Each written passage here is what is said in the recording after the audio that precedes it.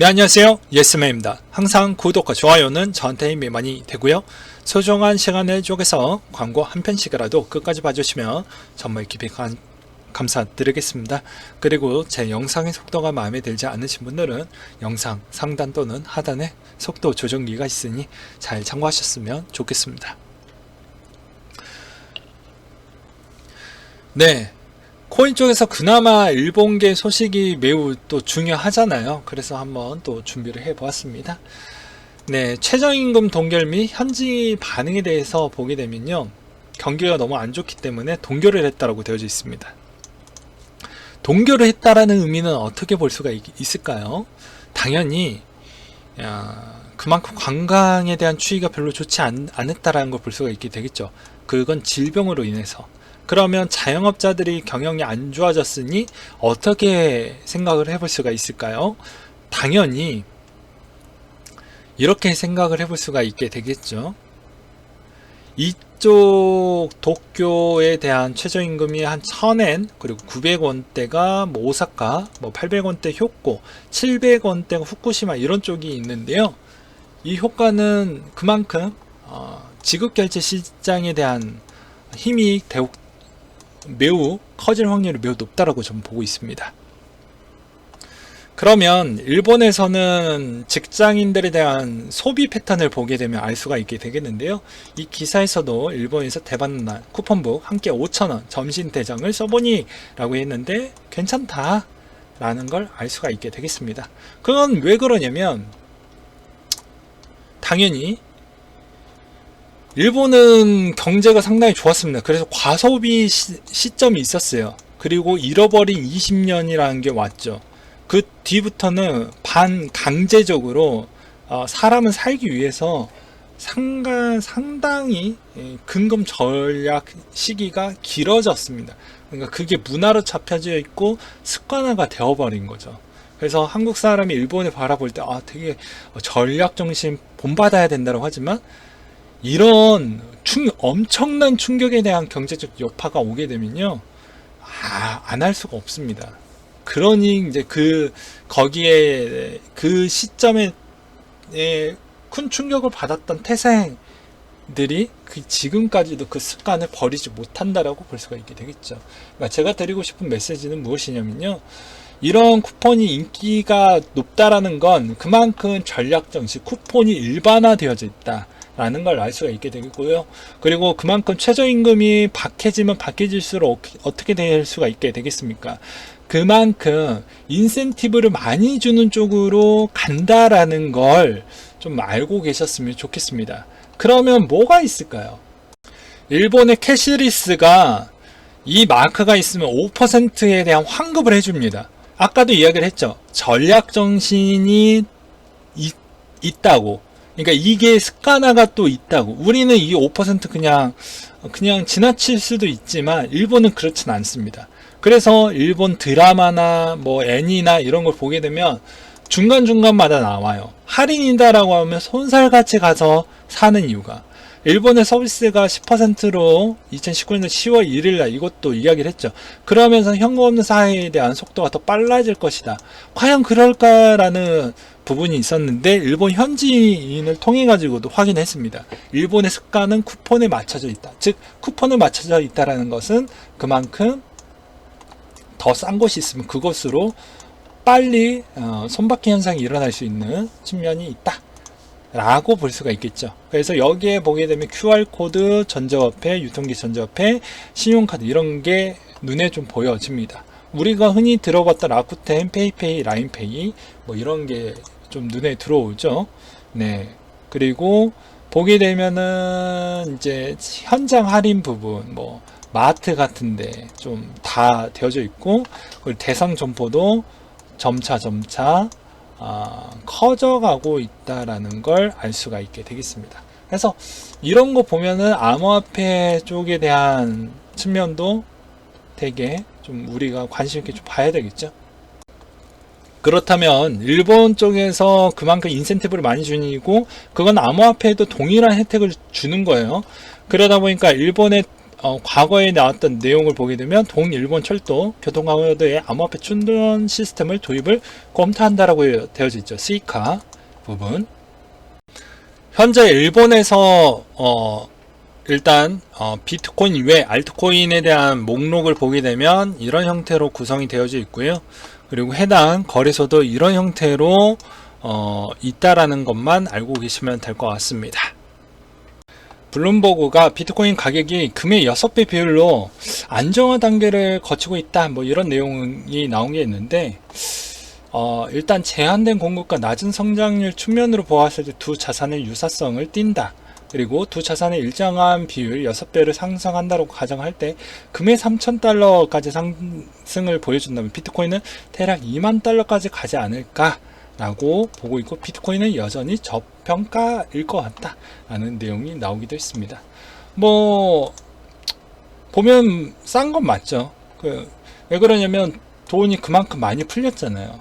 그렇다 보니까 자산군으로 쏠린 형태인데, 전 세계가 매우 힘들다라고 해도 여기에서 또 돈을 잘 버는 그런 업종과 사업군이 있습니다. 뭐 보게 되면 국내에서도 알소포트라는 회사가, 봐보세요. 이 이익률을 보지 마시고 여기를 한번 봐보세요. 전년 대비 성장률을 봐보십시오.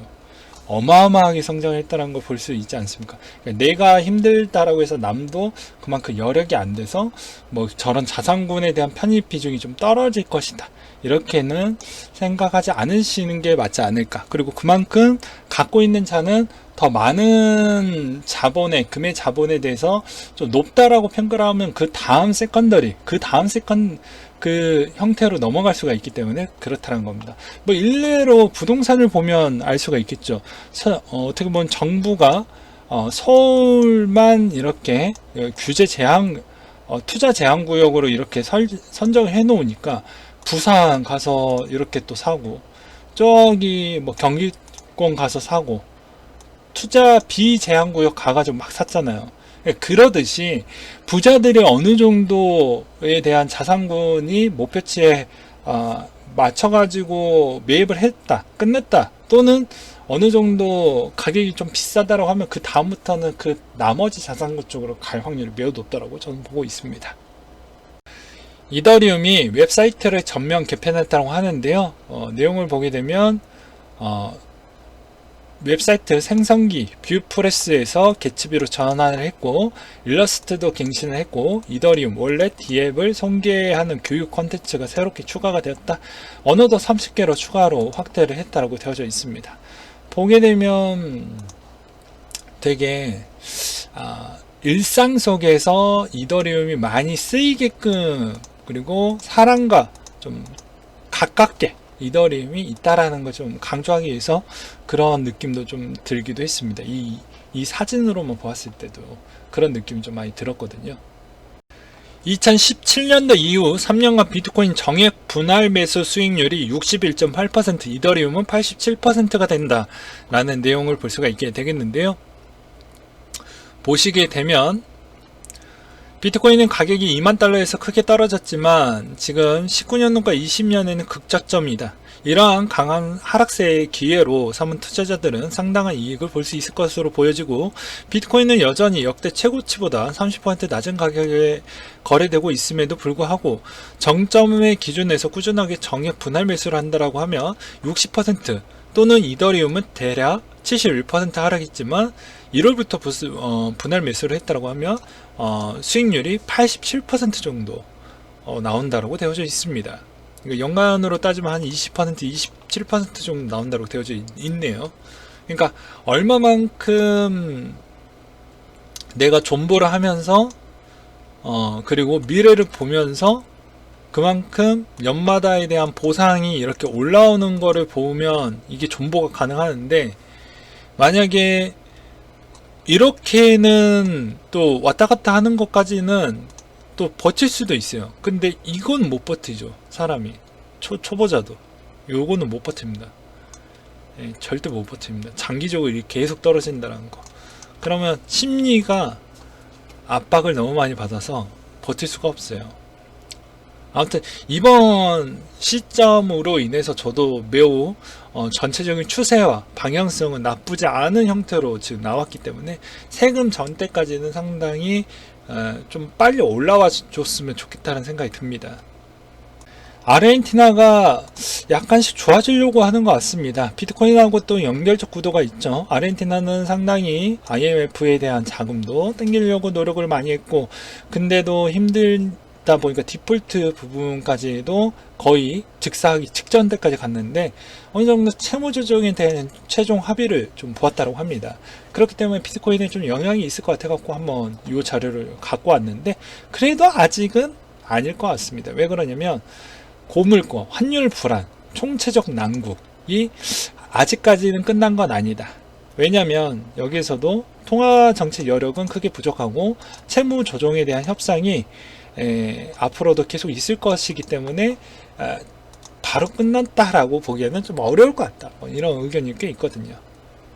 그레이스케일이 이더리움 신탁 SEC 승인 절차를 밟게 된다라고 해서 나왔는데, 그레이스케일의 공식 블로그를 통해서 확인을 해볼 수가 있게 되겠고요. 해당 신고는 60일간 SEC가 문제제기를 하거나 별도의 수정 요청을 하지 않으면 자동으로 효력이 발생한다고 합니다. 그레이스케일은 비트코인에 이어 두 번째로 SEC가 공식으로 인정한 신탁 상품을 내놓게 되는 건다라고 볼 수가 있게 되겠는데요. 이렇게 되면은 이더리움이 더더더더더 좋아질 확률이 꽤 높겠죠. 그래서 이거에 대한 기대감이 물 들어올 때 더 그레이스케일이 상당히 노력을 많이 한다라고 볼 수가 있게 되겠습니다. 아무튼 저도 많은 기대가 많이 보여집니다. 그래서 지금부터 2달이니까 한 10월 정도면 대충 사이즈가 나올 것 같습니다.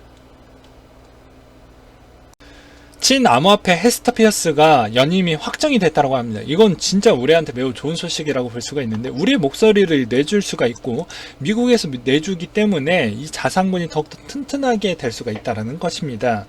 즉 SEC 위원은 총 5명으로 되어져 있는데, 여기에서 위원장이 아마 대선이 끝나고 난 뒤에 후보 인물이 결정이 될 것 같은데요. 그분의 성향도 좀 유심하게 봐야 될 것 같습니다. 우리한테 정말로 도움이 많이 될 사람인지 아닐 사람이 되게 되면 더욱더 수월하게 될 확률이 매우 높겠죠. 네, 오늘은 여기까지 준비를 했고요. 항상 여러분들한테 힘이 되고 도움이 되는 예스맨이 되도록 하겠고, 이상으로 마치도록 하겠습니다.